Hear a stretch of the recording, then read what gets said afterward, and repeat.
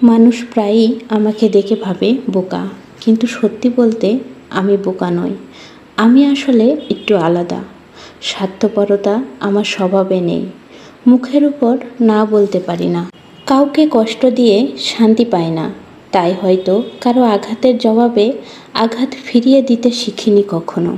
যখন আমার পেছনে চলে সমালোচনার পর্ব, তখন বুক চিতিয়ে দাঁড়িয়ে বলতে পারি না, চুপ করো, এবার যথেষ্ট।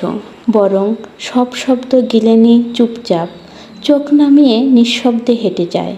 আর সেসব দেখেই অনেকে ভাবে বোকা তো, ভাবুক। কেউ কেউ আবার বলে আমি ভীতু, শুধু এই কারণে যে আমি সম্পর্ককে সহজে ভাঙতে পারি না। যাদের আপন ভাবি তাদের হারানোর ভয়টা খুব গভীর, তাই হয়তো একটু বেশি আঁকড়ে ধরি, একটু বেশি ভালোবেসে ফেলি। তাদের নীরবতা আমার চোখে জল আনে, আর এ নিয়েও চলে হাসাহাসি।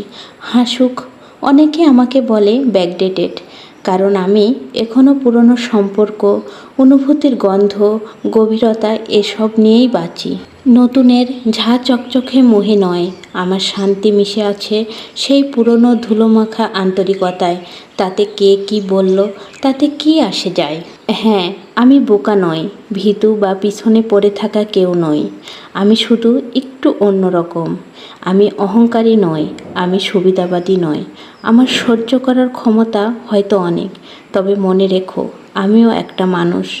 আর মানুষ মাত্রেই অনুভূতির গভীরতা থাকে, ব্যথা থাকে, ভালোবাসা থাকে।